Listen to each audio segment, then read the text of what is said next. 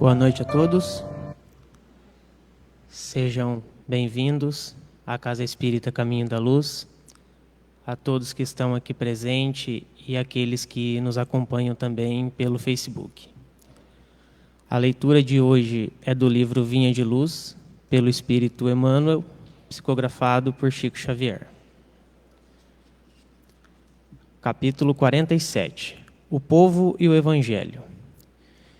E não achavam meio de lhe fazerem mal, porque todo o povo pendia para ele escutando. Lucas, capítulo 19, versículo 48. A perseguição dos postulados do cristianismo é de todos os tempos. Nos próprios dias do Mestre Divino, nos círculos carnais, já se exteriorizavam hostilidades de todos os matizes contra os movimentos da iluminação cristã. Em todas as ocasiões, no entanto, tem sido possível observar a gravitação do povo para Jesus. Entre ele e a multidão nunca se extinguiu o poderoso magnetismo da virtude do amor. Debalde surgem medidas draconianas da ignorância e da crueldade, e em vão aparecem prejuízos eclesiásticos do sacerdócio, quando, sem luz na missão sublime de orientar, cientistas presunçosos, demagogos, subornados por interesses mesquinhos, clamam nas praças pela consagração de fantasias brilhantes. O povo, porém, inclina-se para o Cristo, com a mesma fascinação do primeiro dia. Indiscutivelmente, considerados num todo, achamo-nos ainda longe da união com Jesus, em sentido integral. De quando em quando, a turba experimenta pavorosos desastres, tormentas de sangue e lágrimas varrem-lhes os caminhos. A claridade do Mestre, contudo, acena-lhe a distância. Velhos e crianças identificam-lhe o brilho santificado. Eu gostaria de fazer uma breve pausa aqui. Eu achei bem interessante. Esse livro, Vinha de Luz, ele foi publicado, se não me falha a memória, no início da década de 50, 1951, 52. E consegue notar alguma coisa em comum com os dias de hoje, na questão das tormentas, na questão de dias mais sombrios, digamos assim. Continuando. Os políticos do mundo formulam 1000 promessas aos espíritos das massas. Raras pessoas, entretanto, se interessam por semelhantes plataformas. Os enunciados do Senhor, todavia, em cada século se renovam, sempre mais altos para a mente popular, traduzindo consolações e apelos imortais. Nessa mensagem, Emmanuel me trouxe uma reflexão de que em todos os tempos, desde quando Jesus estava encarnado entre nós, houve a discordância, aqueles que não acreditavam, e isso perdura até os dias de hoje. Entretanto, o seu amor sempre foi maior, e em todos os tempos, corações são tocados pelo seu Evangelho. Outra coisa muito interessante é que ele chama a atenção quando ele fala sobre a fascinação que muitos de nós temos. Essa fascinação, porém, às vezes nos vemos distante, longe do Evangelho, longe de Jesus no sentido integral. E fazendo uma analogia com o momento em que passamos hoje, né, de pandemia, de flagelos, de vírus, seja a denominação que for. Nós espíritas, muitas vezes, pregamos a mensagem de Chico, que tudo passa, isso também passará, nós vamos superar o vírus. Só que aí, a hora que a gente olha o boletim diário, dobraram os casos, tem 4 pessoas da sua família que estão suspeitos de terem contraído o vírus. Às vezes a gente entra num desespero. E aí a gente, de certa forma, se distancia dessa forma integral de seguir o Evangelho, de estar andando com Jesus. É aquela coisa de uma frase que eu sempre escuto aqui, que é fácil andar com Jesus no peito, o difícil é ter peito para andar com Jesus. E aí, para finalizar, ele cita da questão dos ensinamentos, traduzindo em consolações e apelos imortais. Ou seja, os ensinamentos de Jesus, eles são atemporais. Eles vêm para perdurar para sempre. E quando ele fala que cada vez ele nos toca de forma mais alta, eu entendo que é cada vez mais que nós nos elevamos, nós nos tornamos mais altos, nós conseguimos compreender o Evangelho e esses ensinamentos de uma maneira mais clara. Vamos à prece. Acalmando os nossos corações e elevando os nossos pensamentos, com extrema gratidão ao Criador, ao Pai da vida, que nos concede essa imensa oportunidade de podermos seguir com o nosso propósito, de evoluirmos, de crescermos moralmente, que possamos nos aproximar a cada dia mais do Evangelho de Jesus. Esse manual, esse guia de boa conduta que nos levará a dias melhores. Que tenhamos a fé inabalável de que Ele roga por nós, Ele está nos abençoando e que os seus ensinamentos estarão sempre ao nosso alcance. Que possamos aumentar a nossa fé. Continuamos nessa caminhada, nos fortalecendo a cada dia. Muita paz.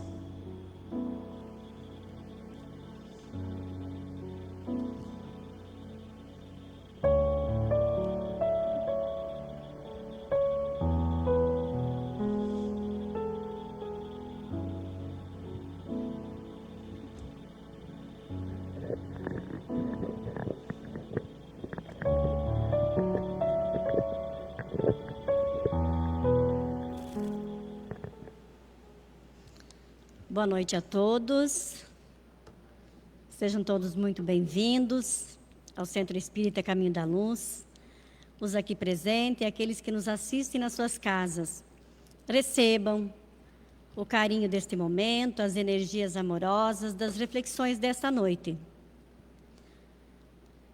O tema que iremos refletir está no capítulo 10 do Evangelho segundo o Espiritismo. Perdoai para que Deus vos perdoe. Então começa no item 1, vai até o item 4. Bem-aventurados aqueles que são misericordiosos, porque eles próprios obterão misericórdia. São Mateus, capítulo 5, versículo 7. Se perdoardes aos homens as faltas que eles fazem contra vós, vosso Pai Celestial vos perdoará também vossos pecados. Mas se não perdoardes aos homens quando eles vos ofendem, vosso Pai não vos perdoará vossos pecados. São Mateus 6, 14, versículo 15. Se vosso irmão pecou contra vós, ide lhe exibir sua falta em particular, entre vós e ele. Se ele vos escuta, tereis ganho o vosso irmão. Então Pedro, se aproximando, lhe disse: Pedro, sempre questionando, o mais questionador dos 12. Então Pedro perguntou a Jesus: Senhor, quantas vezes perdoarei ao meu irmão quando ele houver pecado contra mim? Disse ele: será até 7 vezes? Jesus lhe respondeu: eu não vos digo até 7 vezes, mas até 70 vezes 7. Está escrito em São Mateus, capítulo 18, versículo 15, 21 e 22. Então, esse capítulo vem falando sobre o perdão. Perdoai para que Deus vos perdoe. O perdão, ele vem nos ensinar que faz bem para nós mesmos. Quando nós perdoamos o próximo, estamos perdoando a nós mesmos. Nós nos perdoamos os nossos equívocos, os nossos erros do passado, quando aprendemos a perdoar o próximo. Como disse Jesus, amai-vos uns aos outros como eu vos amo. Trazendo então para a nossa intimidade as mensagens de Jesus, os ensinos do nosso Mestre há mais de 2000 anos. Ele vem nos falando, ele vem nos exemplificando que o amor cobre multidão dos nossos equívocos. E o perdão é uma das virtudes que fazem bem a quem perdoa. É um remédio que colocamos nas nossas feridas. Se faz bem para nós, por que guardar mágoa? Por que guardar ressentimento? Por que deixar essa ferida aberta, doendo diuturnamente? E o convite vem de Jesus, para que possamos cicatrizar essa ferida quando nos magoamos, quando alguém nos ofende, quando alguém nos machuca, quando alguém nos quer mal. Aí nós exercitamos o perdão. É claro que é trabalhoso quando olhamos e percebemos alguém que nos persegue, mas é um irmão equivocado. É um irmão que vai despertar também o auto-perdão. Porque é mais trabalhoso se perdoar do que perdoar aquele que nos ofende. É um exercício diário o perdão. Porque nós sabemos que nós todos temos equívocos. E se nós perdoar o próximo, nós vamos perdoar a nós mesmos quando despertamos e compreendemos que nos equivocamos no passado. Nos acolhendo, aceitando que nós nos equivocamos e trabalhando na nossa intimidade o auto-perdão. Que temos oportunidades diárias de recomeçar. Como disse Chico Xavier, nós não podemos voltar atrás e fazer de novo, fazer diferente. Mas podemos começar agora, hoje, traçar uma nova caminhada, perdoando e amando, compreendendo, tolerando, tendo compaixão do próximo, para que cada um de nós tenha compaixão de nós mesmos, das nossas dificuldades, que devemos trabalhar na nossa intimidade, a nossa reforma íntima. Amélia Rodrigues, através de Divaldo Franco, pelos caminhos de Jesus. Jesus caminhando aqui no planeta Terra, dando exemplo de amor, sabedoria, paciência, indulgência e o perdão. Perdão, a melhor terapia. Extraordinária terapia para a exulceração moral é o perdão. Elevada expressão do amor, Abençoa quem o doa e apazigua aquele que o recebe. Abençoa quem doa o perdão. E aquele que recebe fica apaziguado, porque nós estamos emanando energias amorosas, benfazejas.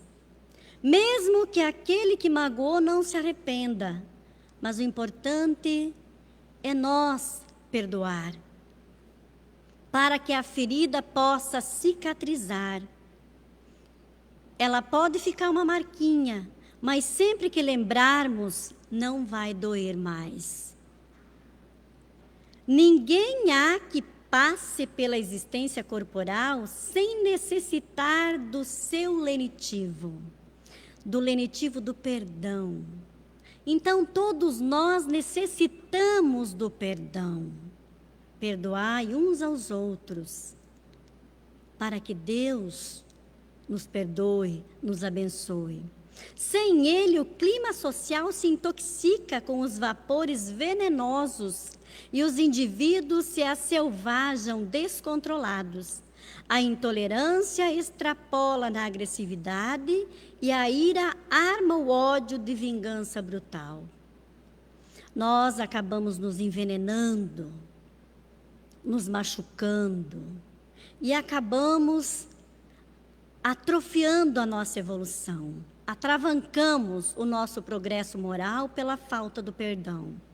Então, o perdão chega e suaviza a gravidade do delito.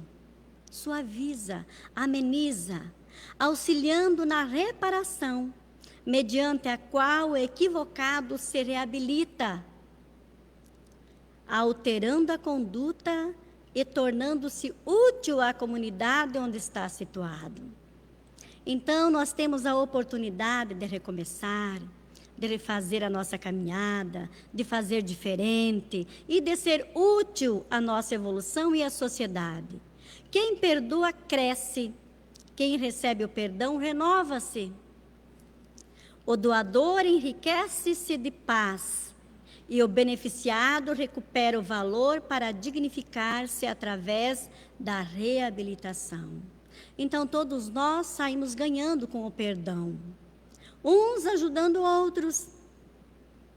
Aquele que está um pouquinho melhor, que perdoa com facilidade, vai contribuir com aquele coração mais endurecido, acolhendo, fazendo uma prece, com amorosidade, com sentimentos que envolvem ambos no crescimento moral de cada um. Enquanto o homem não perdoa, permanece no estágio primário da vida, renteando com a barbárie em processo de estagnação. Então, nós permanecemos na barbárie, estagnados, sem progredir. Sigamos o exemplo daqueles que perdoam, daqueles que têm a coragem de falar: me perdoe, eu me equivoquei. Por mais que aquele que ficou ofendido não perdoa no momento, ele vai lembrar dessa amorosidade, da calma. E aí o exemplo arrasta. Cedo ou tarde, nós vamos despertar esse amor que Jesus vem nos trazer há mais de 2000 anos. E ele deu o maior exemplo quando estava na cruz, falando com o Pai: Pai, perdoa, eles não sabem o que fazem. Quem ofende, quem magoa, quem denigra a imagem do outro, não sabe o que está fazendo.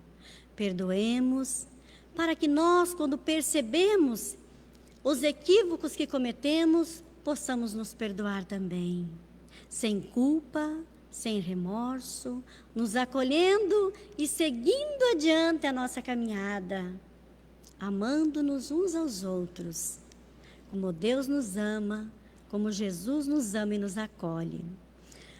Nós temos aqui um livro de Lúcia Cominato, pelo Espírito Irmã Maria do Rosário, Na Educação da Alma. Nós estamos encarnados educando a nossa alma, reabilitando o nosso espírito encarnado, fazendo a diferença para crescermos em sociedade. Aí fala, perdoa a ti mesmo, lembrando da importância de nos auto-perdoar. Perdoar aos inimigos é pedir perdão para si mesmo. Está no Evangelho segundo o Espiritismo, capítulo 10, item 15. Perdoar a nós mesmos. Estamos contribuindo para o nosso despertar consciencial. Então, lembrando que quando nós perdoamos o nosso inimigo, nós estamos perdoando a nós mesmos. Ama a ti mesmo e aceita-te como és, com tuas fraquezas e limitações, mas esforça-te por melhorar um pouco mais a cada dia. E ela vem comentando nesse item, é um livro que tem pequenas mensagens, reflexões, mas muito rico para a nossa intimidade e para nosso despertar. Que nesta noite, então, possamos refletir sobre o perdão, ao retornar aos nossos lares, olhar aqueles mais próximos de nós com amor, com compaixão e sabendo que todos nós nos equivocamos uma hora ou outra, saibamos nos acolher, saibamos despertar o amor que Jesus vem nos ensinando há mais de 2000 anos. Despertar a felicidade, em busca da felicidade plena, através do amor universal. Muita paz a todos nós.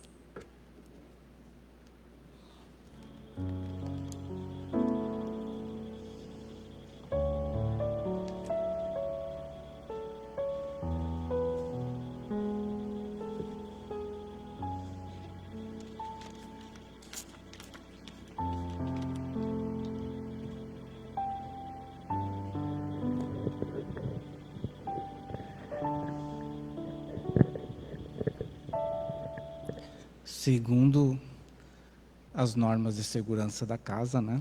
Vamos manter. E hoje nós vamos falar sobre um assunto que tem suscitado bastantes reflexões para as pessoas que vivem esse momento do mundo de transição, que é o livre-arbítrio. Esse tema, livre-arbítrio, na doutrina espírita, ele vem tratado dentro da parte terceira do capítulo 10 do Livro dos Espíritos, da Lei de Liberdade, a partir da questão 843 até a questão 850, para aqueles que quiserem desenvolver mais os seus estudos. E isso é tratado melhor, a parte terceira do Livro dos Espíritos, dentro do livro O Evangelho segundo o Espiritismo, quando nós vamos falar das leis morais, entre elas a lei de liberdade. Por que lei de liberdade? Por que livre-arbítrio? Até onde vai o livre-arbítrio? O que é o livre-arbítrio? E nós vínhamos, eu e a Jo, minha esposa, conversando sobre isso, e ela disse, o livre-arbítrio me parece melhor entendido com a analogia de pais responsáveis, não irresponsáveis e muito menos ausentes, mas pais responsáveis, que concedem a liberdade vigiada a seus filhos. E é mais ou menos isso que os Espíritos falam. Quando nós, pais,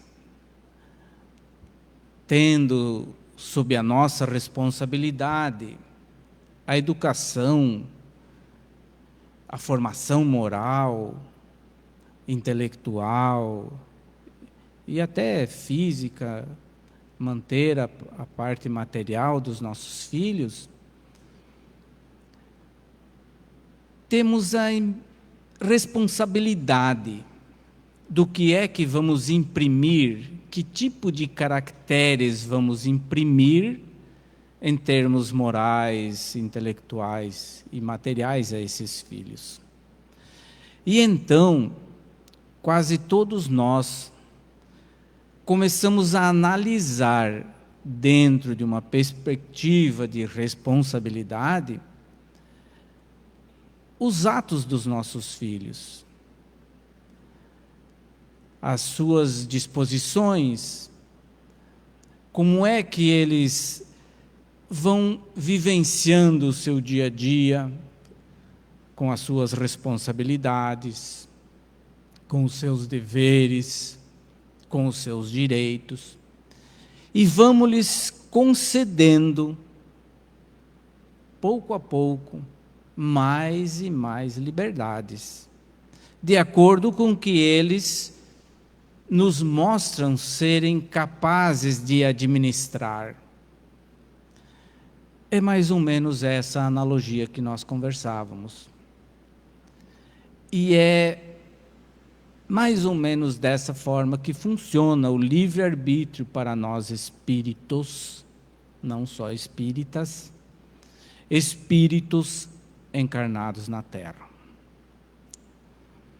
Vamos à questão 843. Tem o homem o livre-arbítrio de seus atos? E eles dizem, pois que tem a liberdade de pensar, tem igualmente a de obrar, trabalhar. Sem o livre-arbítrio, o homem seria uma máquina. Do livre-arbítrio, goza o homem desde o seu nascimento? Há a liberdade de agir, desde que haja vontade de fazê-lo. Nas primeiras fases da vida, quase nula é a liberdade, que se desenvolve e muda de objeto com o desenvolvimento das faculdades. Estando seus pensamentos em concordância com o que a sua idade reclama, a criança aplica o seu livre-arbítrio àquilo que lhe é necessário. Era isso que nós comentávamos, e os espíritos usam exatamente esse exemplo.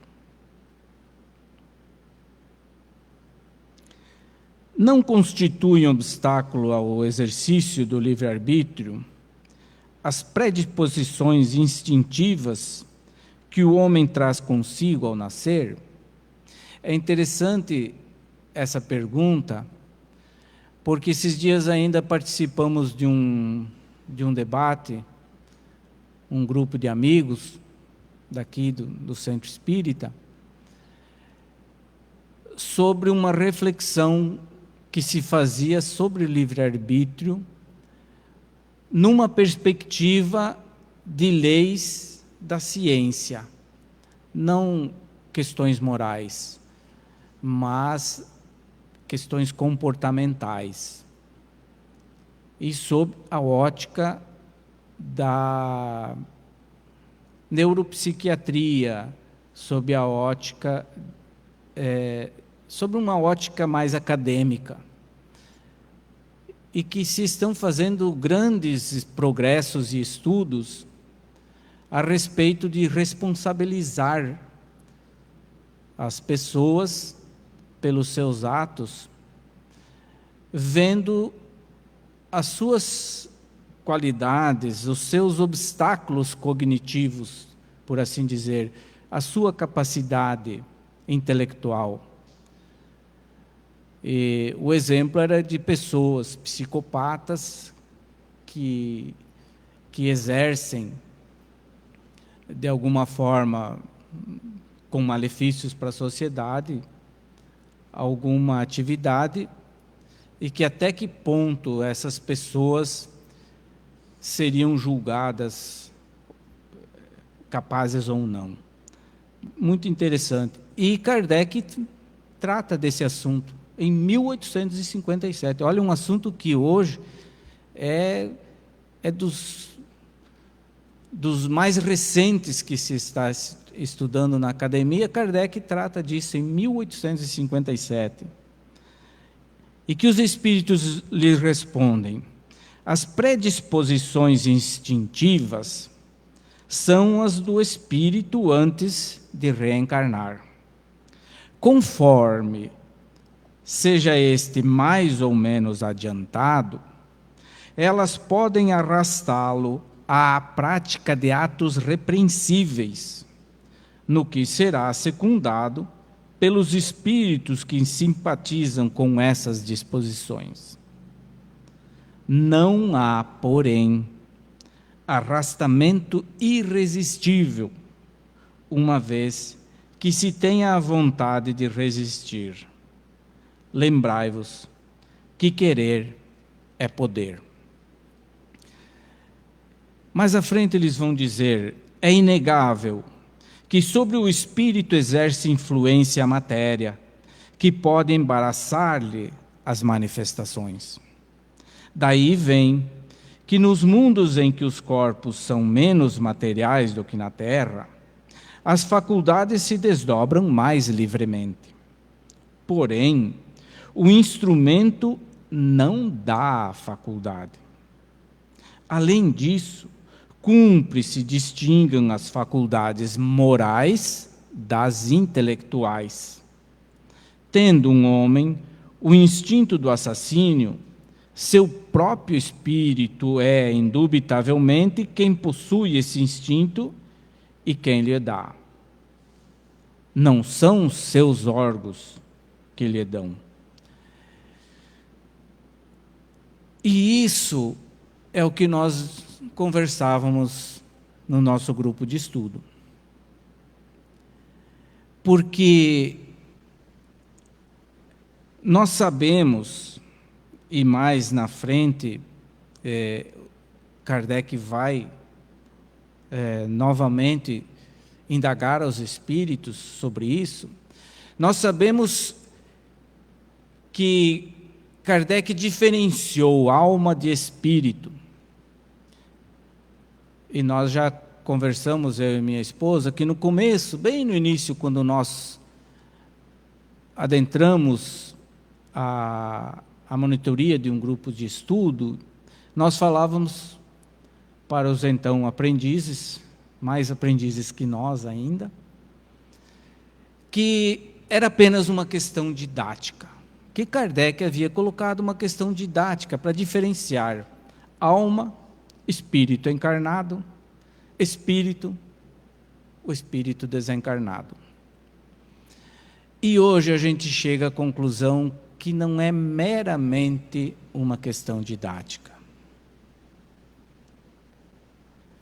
A influência que o corpo, os órgãos, principalmente o cérebro, o pensamento, exercem no sentido de toldar as faculdades do espírito é muito grande. É muito grande. Não é apenas um mero detalhe. Quando nós vemos as obras do espírito André Luiz, falando de todo o processo de planejamento reencarnatório, nós vemos a preocupação daqueles espíritos jamais desenvolvidos que trabalham no processo de reencarnação para com aqueles que vão reencarnar. Mesmo espíritos de uma envergadura moral bastante grande, como vemos em alguns exemplos, mesmo com eles, existe uma preocupação. E eles falam: olha, no momento em que você reencarnar, as coisas vão se tornar mais difíceis. estando dentro do instrumento carnal, o espírito meio que fica embotado nas suas capacidades. Nós nos esquecemos de muito das nossas vivências, de muitas experiências e aprendizados.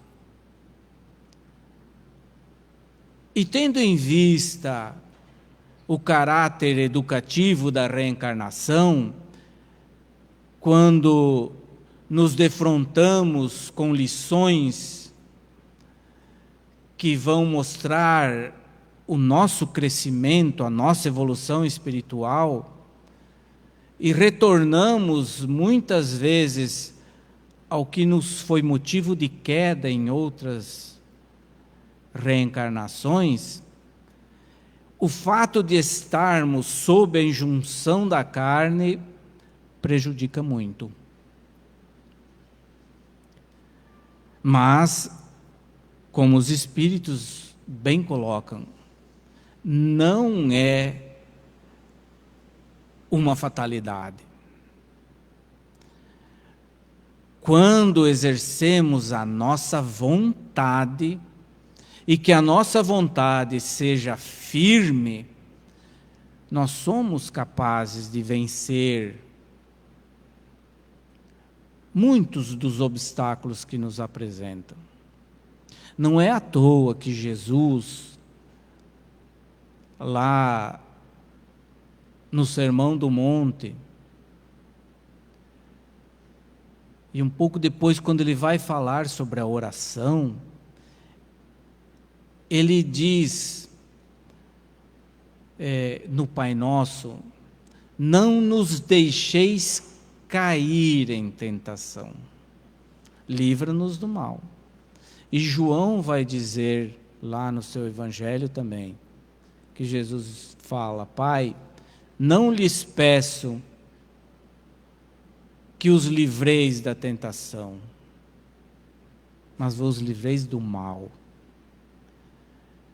Quando Jesus nos ensina a interceder à bondade e à justiça suprema, pedindo ao Pai para não nos deixar cair nas tentações, é para que nós tenhamos consciência de que temos um instrumento para essa ação. Nós pedimos ao Pai: Pai, ajuda a que eu acesse a minha consciência, que eu acesse os conhecimentos que eu adquiri em outras reencarnações, que eu acesse ao cabedal de conhecimentos, de lições que estão guardados aqui no meu espírito, para que no momento oportuno eu faça a melhor escolha, que eu tome a melhor decisão. Mas a decisão tem que ser minha. Nós não podemos pedir: Pai, vem aqui e decide por mim. Não. Nós vamos pedir: Pai, não deixe que eu erre. Me dá uma luz, um insight, alguma coisa. Me mostra. Mas a decisão tem que ser minha.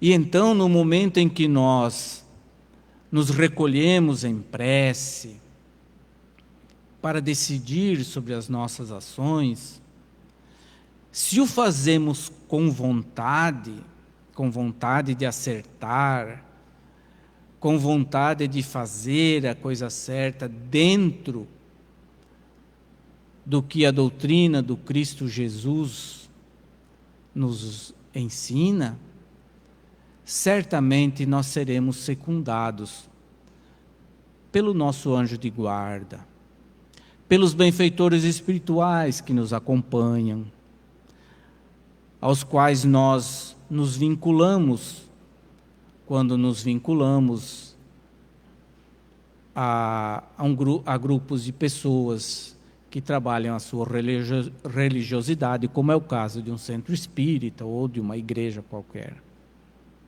Certamente que esses espíritos vão nos ajudar, vão nos intuir, vão nos inspirar as melhores ideias, os melhores pensamentos, a ponto de repente, nós acharmos, espera aí, mas eu tomei uma decisão muito boa, que boa ideia eu tive.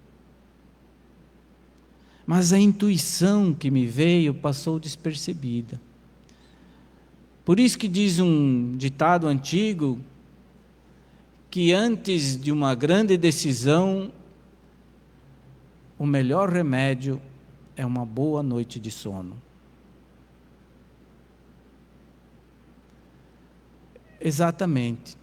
No momento do nosso sono, nós sabemos, os espíritas, que muitas vezes temos condições de nos elevarmos, enquanto espíritos, às esferas superiores do pensamento e lá conseguirmos acessar aos nossos benfeitores.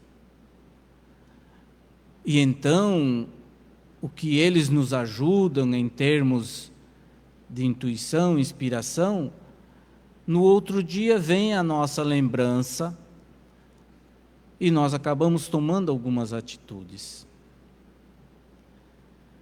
Vem a nossa lembrança, a escolha de tomar ou não as atitudes corretas é nossa. Aí está o nosso livre-arbítrio. E é claro que esse livre-arbítrio será de acordo com a nossa capacidade moral de espíritos. Nem todos os espíritos que estão reencarnados, as almas, têm o mesmo livre-arbítrio.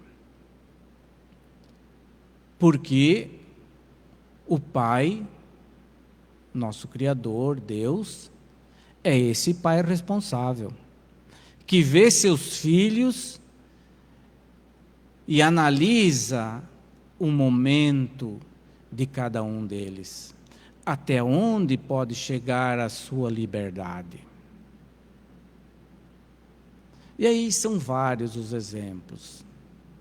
A quem muito foi dado, muito será exigido. A quem foi dado, mais ainda lhe será dado. Várias palavras do Cristo que vêm corroborar com esse pensamento. Quanto mais nós conseguirmos exercer o livre-arbítrio para o bem, para o nosso bem, fazendo a diferença enquanto seres encarnados na Terra, tanto mais nós teremos liberdade, e tanto mais seremos secundados por espíritos superiores a nos ajudar a percorrer esse caminho evolutivo. É assim que funciona.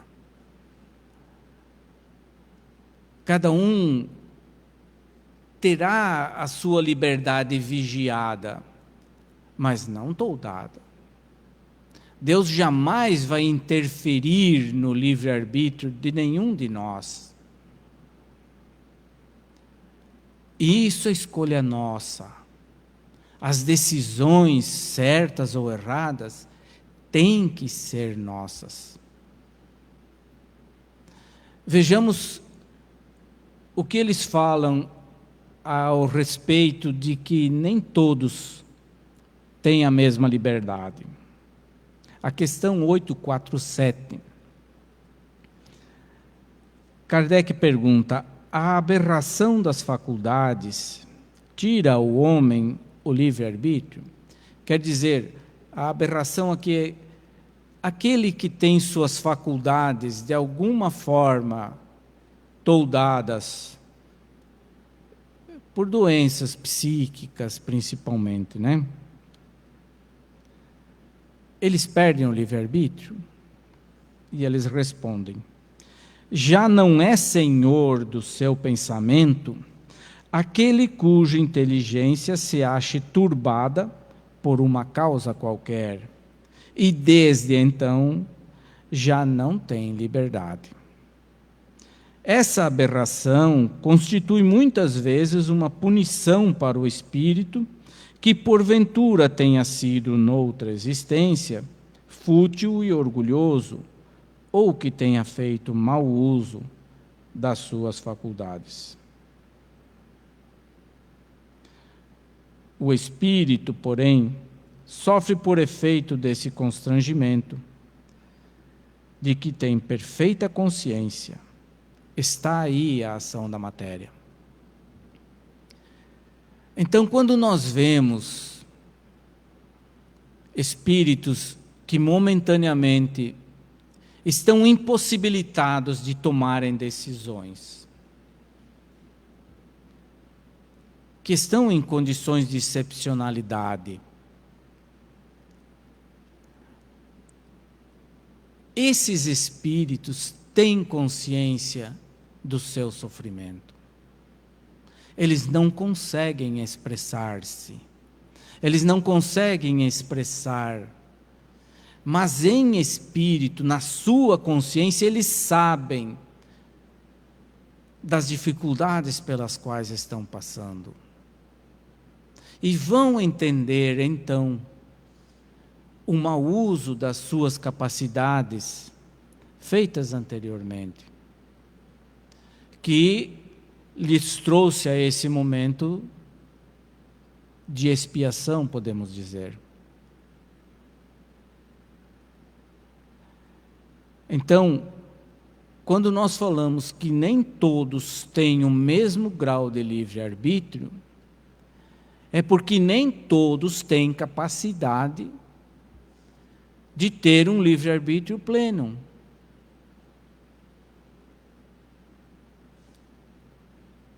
O que é melhor? Uma pessoa extremamente inteligente e voltada ainda ao egoísmo, à maldade, a toda série de torpezas, ou aquele menos inteligente voltado ao bem? Se uma pessoa está indo em direção a um abismo, o que é melhor? Que ela o faça a bordo de uma Ferrari, que anda a 300 km por hora? Ou que ela tivesse que ir se arrastando? Qual seria a sua chance de cair no abismo? É mais ou menos esse o raciocínio.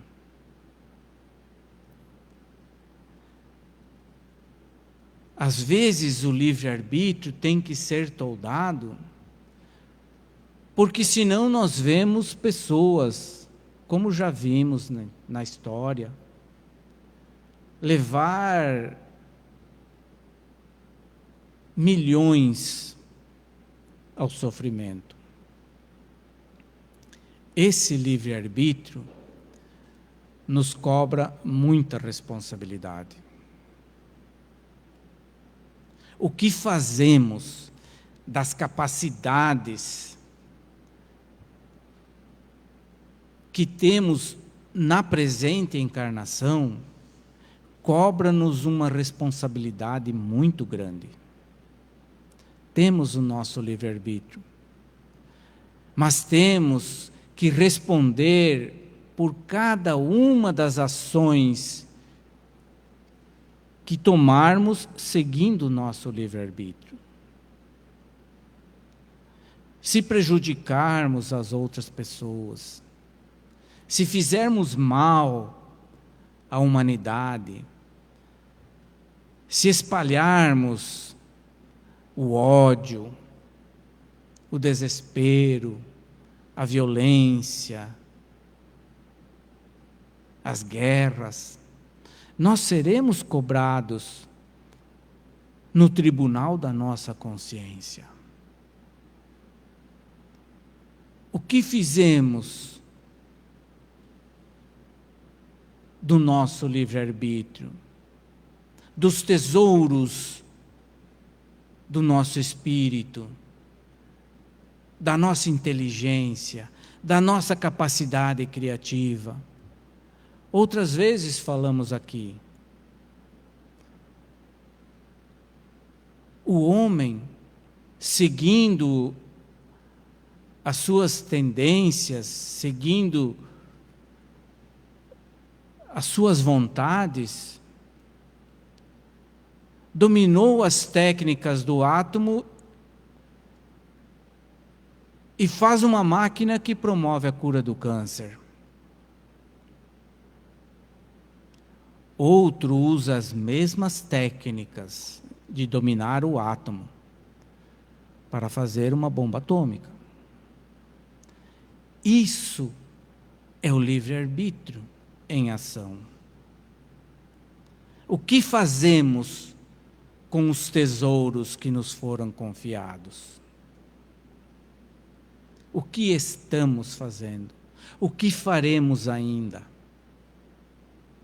Então, talvez nesses momentos em que passamos por uma provação maior do que até então vivemos, a provação de convivermos conosco mesmos, a provação de fazer escolhas que podem ou não prejudicar a humanidade inteira. Esse momento de transição planetária nos chama à responsabilidade do nosso livre-arbítrio. Em outros tempos, a crise que estamos vivendo provavelmente teria ceifado milhares de vidas a mais, por falta de conhecimento, por falta de condições sanitárias, por falta de condições materiais para tratamento médico, uma série de coisas. Não foi a primeira vez que a humanidade experimentou vírus tão poderosos quanto este. Cada vez mais, nós temos capacidade de responder a essas provações de uma maneira melhor, mostrando que a humanidade pode evoluir, pode tomar decisões melhores.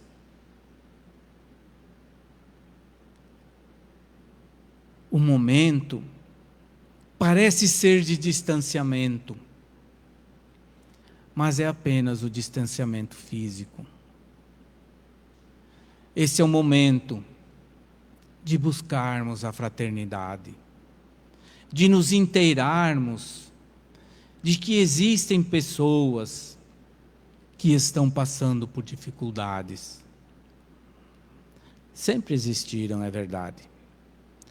Tanto que, principalmente no movimento espírita, sempre houve a prática da caridade, do trabalho, de assistência e promoção social, visando justamente ir ao encontro daqueles mais necessitados. Mas hoje, pessoas que têm condições, através dos seus ofícios profissionais, de se manterem bem, estão muitas vezes privados do seu trabalho, a bem do público em geral, a bem da população da sua cidade. E essas pessoas podem estar enfrentando dificuldades várias. E aí a gente fica sabendo disso nos grupos de WhatsApp, pelo Facebook. E existem uma série de ações a serem promovidas para minorar esses sofrimentos. Basta procurarmos ideias muito boas. A título de exemplo do que nós podemos fazer com o nosso livre-arbítrio, eu vi a respeito de uma iniciativa, não sei se é no Rio de Janeiro ou em São Paulo, em que existe uma ONG que organiza a vida nas favelas e que eles chegaram à conclusão de que, ao invés de cestas básicas, aquelas comunidades precisavam era de dinheiro. Por quê? Porque aquelas comunidades têm uma vida própria, mantêm uma economia girando. E o que está acontecendo, acontecendo, segundo esse diagnóstico, é que as pessoas tinham alimentos, mas os comércios estavam fechando as portas. Porque nunca um mercadinho lá do bairro, numa favela, vai competir com um hipermercado. Então eles organizaram doações em dinheiro e pegaram uma das maiores empresas de auditoria do Brasil, filiada à CMV, a Comissão de Valores Mobiliários, e pediram que ela fiscalizasse as aplicações. Essa iniciativa já arrecadou mais de 10 milhões de reais. Pessoas que viram da seriedade, dos propósitos de fazer o dinheiro chegar naqueles que precisavam, na forma que eles precisavam, não na forma que nós queríamos lhes dar.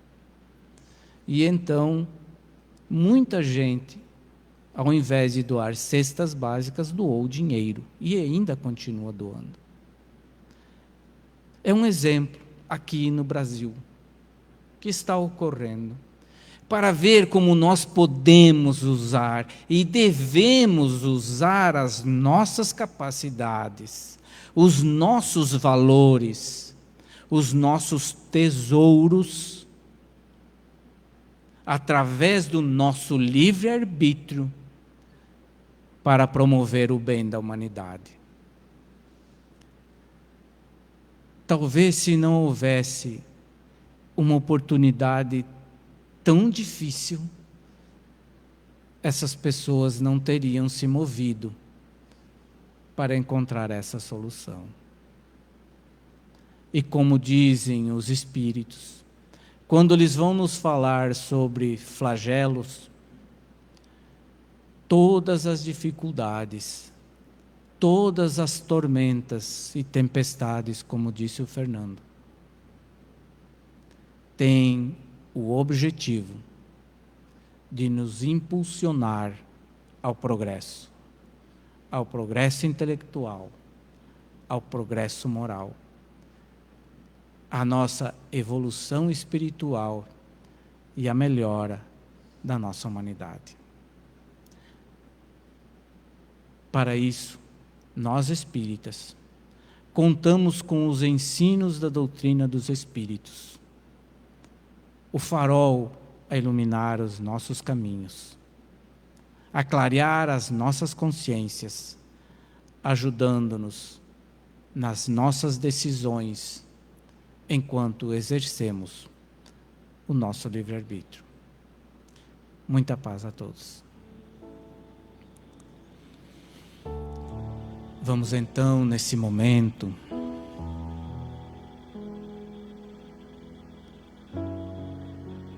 lembrando das palavras do Mestre Jesus, de que Ele estaria no meio daqueles que se reunissem em seu nome. E todos nós, neste recinto, nos lares que estão interligados pela obra do homem na evolução tecnológica, todos nós formamos esse grupo de pessoas reunidas no nome do Cristo neste momento. E Ele certamente nos visitará a cada um de nós, onde quer que estejamos. Aqueles lares representados nos nossos pensamentos, as pessoas a quem enviamos vibrações de luz, de harmonia, saúde e paz. Que nesse momento, cada um de nós possa receber as bênçãos do mais alto,